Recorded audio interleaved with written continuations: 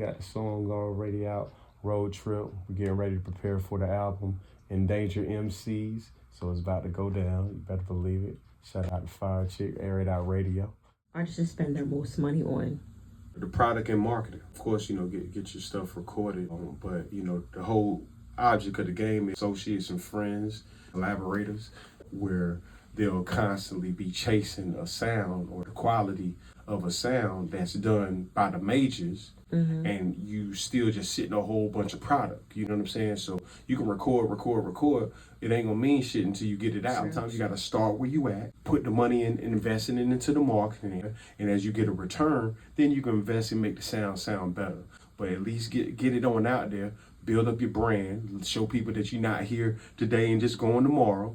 And eventually you start getting the following and the money that you're looking for. And by no means am I talking like, I'm thick pocketed nothing from it, but but I've been able to see some income from my stuff to be able to keep me going. Your first song was called Change Your Life? Yeah, change my life. Okay. Is there anything that has changed your life in the music industry? Early on, multiple experiences. Like even when I did that song, Change My Life, like I was signed to Wank Dog Records. Rest in peace, Wank Dog. And Wank? Wank, W-A-N-K. Okay. You know what I'm saying? That was my first song recorded with him, and I was 16 at the time. I actually got a chance to do my first performance, my first rap performance under him as well.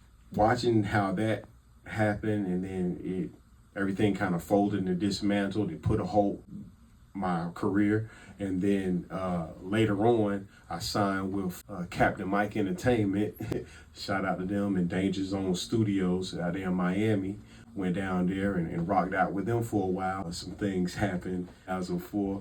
I mean, people pretty familiar with it. And I was left alone, had to go and do it myself. You say alone, was you in a group or something? Being like signed to someone. At the time I was being very lazy. You need to learn the business side of this, because you have to do what you got to do. So that would be the real change in the directory of what I wanted to do with this music. Was instead of trying to search to be signed, I had offers, but they wanted me to be a big drug dealer and all this other stuff. Really? I've never been here to celebrate that.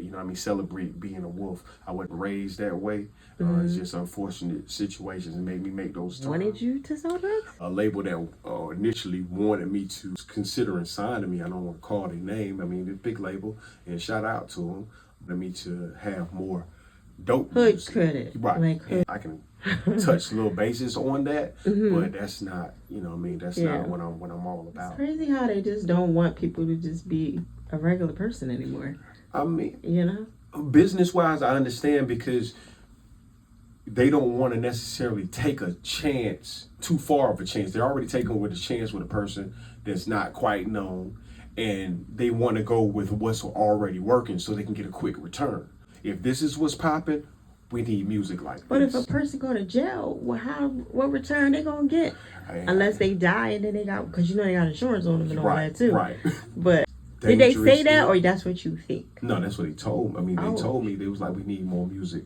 Like hood street music. Right, that's what they told me. I said, I can't. That's not me. Because I gotta respect the person who I see in the mirror. Still got my moms and pops. You know what I'm saying? That raised me, and like I say, they know I fucked up sometimes, but you know what I mean. But I never. I'm not celebrating being a wolf at all. You said you was being lazy. I don't meet too many artists that admit that. What made you decide to admit it now? When I realized that opportunities was there for me even to watch the engineers do the mixing down, and I would steer away from it. And I'm good. I'll just write and listen from that. And seeing I just need to do my job and just want to delegate the business to someone else, because I knew I didn't want to do that. What I mean? I just wanted to write and record. Really need to tighten up and just take full control over what I'm doing. Want to go and read up on it. I just wanted to go and live my life and do what I do, and then go and write and record it and go from there. Do you think that, like, as far as meeting women in the industry, is it more easier to get as a rapper or an artist, or versus you just being yourself?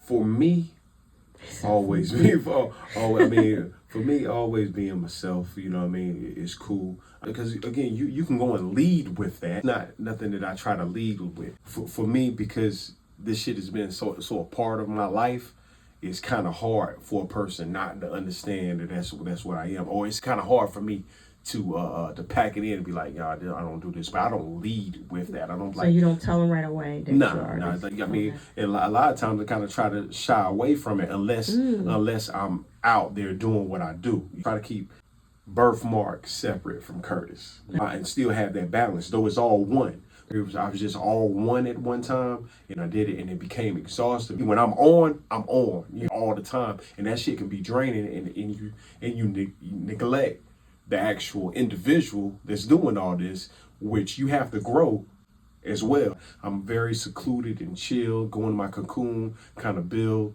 and go from there and try to keep them separate as much as possible. Embrace it, because like I say, it is all me. The years we've been associate masculinity with doing crime and doing time.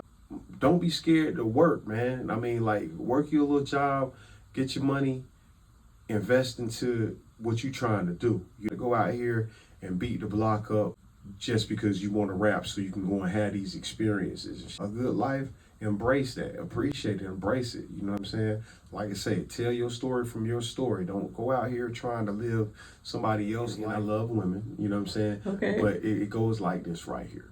We tend as men to adjust to what women want. So for instance, like the 80s, you had the guys Jerry curls and tight clothes and heels. Everybody wanted to be the Prince. Wait a minute, guys in the heels? I mean, Prince. And everybody was trying to identify with what the women was liking. You know what I'm saying? Right. The women was in love with Prince and all that kind of feminine, masculine kind of stuff. Right. And guys was trying to do that. So you had guys trying to transition to try to be rough and tough. So then it goes through that stage, and then you get to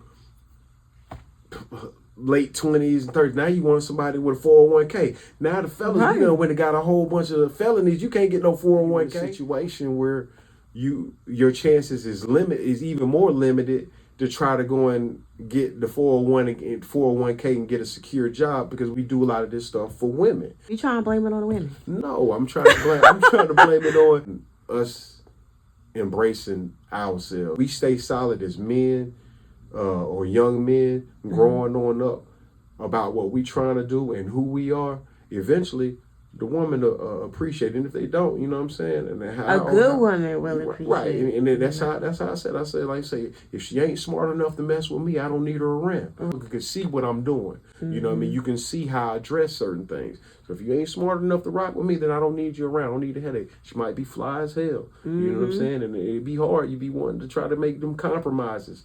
But, you gotta stay solid about you and appreciate you. Once you fold, women analyze guys or everything, period. You know what I'm saying? So y'all know what's happening. You know when niggas being fake. Women still don't. They still haven't figured it out yet. They still young in the mind. How much percentage would you say that women affect men in the industry, as far as like their judgment on music? We do play a part, but how much percentage wise do you think that we play a part? You creating the music, you making the music for us? I would say a good 80%. 80%? I mean, because we still want some that our peers can rock to as well, but at the same time, something for the women too. Like, okay, I can see a woman vibing to this. No real man gonna want, oh yeah, I just want the homies. The women like the street shit. Yeah, true. You know what I'm saying? Like, I'm from the South. I see them go crazy over Lil Boosie. Hard in, you would think that they was dudes as hard as they be going. I gotta ask you, because you said you from the South. Who do you think is running the game right now? The South or the East? Or the West Coast? Right now, not the Trick Daddy and JT Money. JT Money, he back up doing this. I know you ain't gonna say no damn Trick Daddy. But you know what I'm saying? I know you ain't gonna say no Trick Daddy. I can't say that right now. You know what I'm saying? Okay, I'm about to say. But I think the West is holding it down right now. You know what I'm saying? Wait, Kendrick, are you saying? Nah, I mean, shout out to Kendrick too. You know what I mean? But Snoop Dogg, Be Legit, E40. I'm talking about music out right now. Snoop ain't putting nothing out. What you mean? Snoop just dropped the album. He did? Yeah, like 2 months ago. That shit hard. Oh, yeah, see? Yeah, but see, this is the thing. Like, we not hearing a lot of this shit no more. Why do you think we are not hearing the music? Because a lot of artists are coming clean. Like Lizzo, she just made a post about artists are not being heard. She just dropped something. Why do you think that artists are not being heard? You have the whole bunch of groups, and again, there's no disrespect. You got money pushes a lot of the projects on out. You have the associations, which is disrespect, but it's just the reality of it. You have the fraternities, sororities, and stuff like that. People that have relationships with those groups, that they'll all get behind those projects and push them. You're not a part of those, you kind of being left on out, or you're not. Relationships, money, those associations is what really is what I see. Associations. Snoop got pretty much every outlet he could possibly get his hands on. Snoop did that was more so like how Beyonce might just pop up and just drop something. Ain't no real promotion, nothing like that, but you got your fan base and they're gonna pick it on up. And shout out to Dr. Dre too. They had put a project out. They was going pretty hard with that promotion. I didn't really see Snoop promote this. He just released it. And he's been running around the Olympics and all that other stuff. So that was last year, wasn't it? Was it last year? Was yeah. It? I mean, but but I get it. You know what I'm saying? Like, so he's trying to put his hands in everything. Exactly. I get what you're saying. Right. But I think he just wanna just do it to see like how it would work with him pushing himself first before he like push anybody else out as an artist under his own label. Maybe that might be possibly a trial run. Possibly trial run. Possibly. I mean, I think from how the album was sounding, it sounded like he just wanted to kind of get some stuff off his chest. I like it. It was pretty good. Yeah. Okay. That one of Life, he got a sample with Casey and JoJo. And, wow. Man, that shit, that Life Lies, that shit hard as hell. Dog, he's one of my inspirations too. You said Trick Daddy again. Yeah. Okay. What do you think about him talking about he liking his butt eat? Okay. Right? No. And then hold on. No, I'm not saying you like that part, but I'm just saying, why does he get away with saying, I get my butt ate, but meanwhile, people are in the industry that are in the life, that are gay, and they get tortured in the game for saying that they are gay. I mean, I think people respect the fact that he can just come out and just he kind of pioneered talking about it. And versus trying to hide it. I think when people just be like, man, this me, fuck what you think. You know what I mean? People celebrate you more versus you hiding it and then they pop out. You know what I'm saying? But are we considering him gay because he does? You can put the fib if you want on that one. I'm just saying. Yeah, I don't. I mean, but it's more. I view it. It's, what I mean, like. No backdoor action for guys. No backdoor action. No fingers, no tongues, no none of that. You know what I'm saying? That's just not how it's supposed to be. I mean, but if you say it and you come out and just admit it, then it's like, all right, fuck it. Yeah. Yeah. Versus like, oh, you hiding it, like you said. Yeah. Okay, it's more respected. Right. I think so. Yeah. So you think that if Diddy came out and said, "Fuck it, I'm gay" from the rip, everybody wouldn't have gave him such a hard time? I mean, he would have had some pushback early on, you know what I'm saying? But eventually, I think people would accept it, I mean, at the end of the day, though truth make people discomfort, uncomfortable at times, the respect would never change for it, you know what I'm saying? People like, okay. I mean, of course, you're always going to have a few people like, well, damn, I can't fuck with them, you know what I'm saying? This and that. But at the end of the day, you're going to be like, well, I respect the motherfucker told the truth. Right. Truth always is better. What would you say something else is fake in the industry that people just need to come out and admit? Money, you know what I'm saying? About how much they making? Yeah, how much you making, what you doing, how you really living, you know what I'm saying? I mean, like, every business is supposed to reduce the expenses, you know what I'm saying? So you can try to maximize your profit. But when you're out there splurging, especially when, you know what I'm saying, on the lower level, and you splurging, you living well beyond your means just to look like you got it, detrimental to yourself, the well-being of your career. If your daughter said, I'm just gonna come out and just like start talking shit about you, should you reply to that? Should you leave it alone? Even with Dr. Umar, like the generation of kids are just coming out and just putting the parents on blast How do you think that they should handle it, and how would you handle it? Well, it's hard to say, how people would heal themselves in situations. Respectfully, if someone has put their hands into allowing you to have this platform to do this, or you've been doing all right, sit back and observe the best way to approach. Try to speak to the person one-on-one first. But I understand everybody wants attention, and I can also understand that maybe a person wants to have that conversation and they're being ignored, so they have to go out there and get the attention the best way that they know how to force the person to have the conversation. But I also do realize everybody want the microphone, everybody want the spotlight, everybody want something to bring attention, to get the attention that they want. And if they can use attention to bring somebody down because they're upset with them, they'll do it. Power is not meant for everybody. These cameras and microphones, it is a source of power. Seeing a lot of the protests and things that has happened with the BLM movement, it was kind of confusing because everybody wanted to grab the mic and say something, and not everybody's had something well thought out to say. Everybody can't have the mic. And again, power can be abused when it's in the wrong hands. From little power to big power. Some parents is not really meant to be parents, haven't developed to be parents yet, because instead of just because you can tell your kid, when you sitting by the remote control and you can just tell your kid, hey, go and grab that remote control, when you could clearly just go and get it up, but you flexing your power on them because they got to obey. That's not cool. Everything has to have some sort of respect. And unfortunately, you have a lot of people that don't, they just misuse their power. Everybody goes to therapy on social media for some reason. Do you believe in that, going to therapy for social media to handle problems? Yeah, I definitely believe that. I mean, even prior to the therapy, having the conversation. But like some people you can't even have a conversation with someone about a different opinion with religion or a different opinion with politics.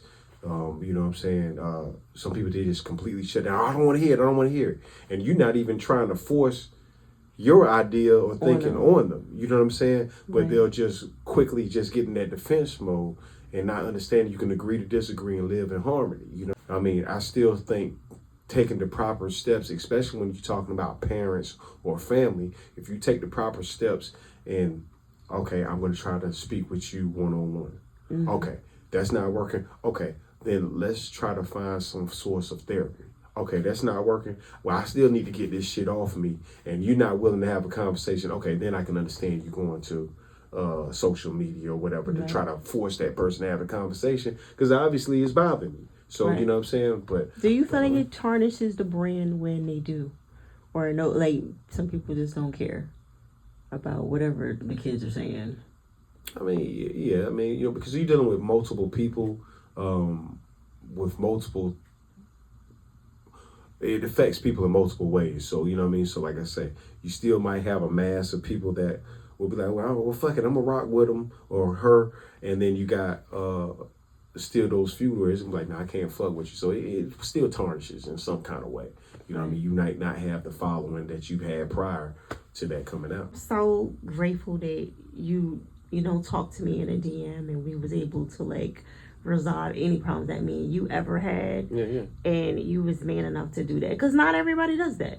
You know what I mean? People go to the gram and just for everything.